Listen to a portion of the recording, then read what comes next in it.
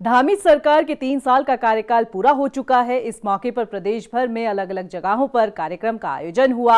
आपको बता दें कि जहां सरकार ने अपनी उपलब्धियों को गिनाया, तो वहीं इस बीच सूबे के मुखिया पुष्कर सिंह धामी ने बड़ी घोषणाओं का भी ऐलान किया। ये रिपोर्ट देखिए। धामी सरकार के कार्यकाल के 3 साल, मुख्यमंत्री ने बड़ी घोषणाओं का किया ऐलान। जनता के सपनों को साकार करेगी सरकार, मजबूत होगी आर्थिकी, खुलेंगे रोजगार के द्वार। उत्तराखंड की धामी सरकार ने अपने 3 साल का कार्यकाल पूरा कर लिया है। इन 3 सालों में धामी सरकार ने कई ऐतिहासिक और साहसिक फैसले लिए, जिनके न सिर्फ प्रदेश बल्कि देश भर में चर्चा हुई। 3 साल पूरे होने के मौके पर प्रदेश भर में बीजेपी की तरफ से अलग अलग कार्यक्रमों का आयोजन किया गया, जिनके जरिए न सिर्फ सरकार की उपलब्धियों को गिनाया गया, बल्कि जन कल्याणकारी योजनाओं का लाभ जनता को मिल सके, इस पर भी फोकस रहा। वहीं दूसरी तरफ सरकार के 3 साल पूरे होने के मौके पर सीएम पुष्कर सिंह धामी ने प्रदेश के लिए कई बड़ी घोषणाओं का भी ऐलान किया। दरअसल राजधानी देहरादून के परेड मैदान में भव्य सांस्कृतिक कार्यक्रम का आयोजन किया गया। कार्यक्रम में बड़ी संख्या में बीजेपी के कार्यकर्ता शामिल हुए और इस दौरान कार्यक्रम को संबोधित करते हुए सीएम पुष्कर सिंह धामी ने कई बड़ी घोषणाएं की।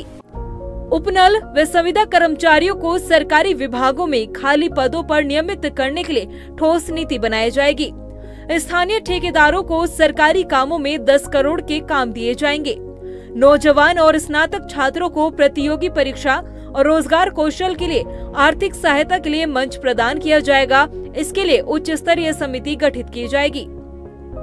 प्रदेश के नौजवानों के लिए, प्रदेश के हमारे ऐसे विद्यार्थी छात्र जो प्रतियोगी परीक्षाओं की तैयारी कर रहे हैं, विद्यार्थियों और स्नातक डिग्री प्राप्त युवाओं को परीक्षाओं की तैयारी और रोजगार परक कौशल सीखने के लिए राज्य सरकार न केवल आर्थिक सहायता प्रदान करेगी, बल्कि उनके प्रशिक्षण के लिए एक समर्पित मंच भी उपलब्ध कराया जाएगा।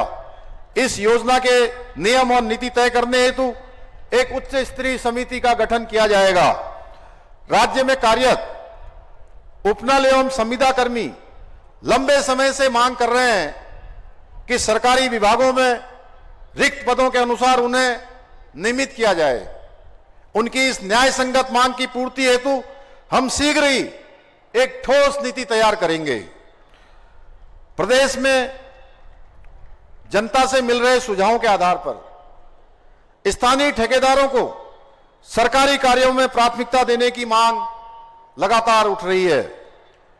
इसे ध्यान में रखते हुए राज्य सरकार यह सुनिश्चित करेगी कि 10 करोड़ रुपए के सरकारी कार्य केवल और केवल प्रदेश के स्थानीय ठेकेदारों को ही दिए जाएं।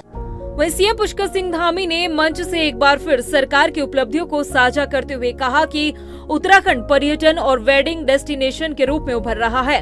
इसके साथ ही उन्होंने कहा कि बेरोजगारी दर में 4.4% की कमी आई है। चुनौती आई, लेकिन सरकार ने उन चुनौतियों को पार करते हुए हर उपलब्धियों को हासिल किया, जिसकी गूंज आज पूरे देश में हो रही है। इसके साथ ही यूसीसी नकल विरोधी कानून लाने वाला उत्तराखंड पहला राज्य बना। जनता पार्टी की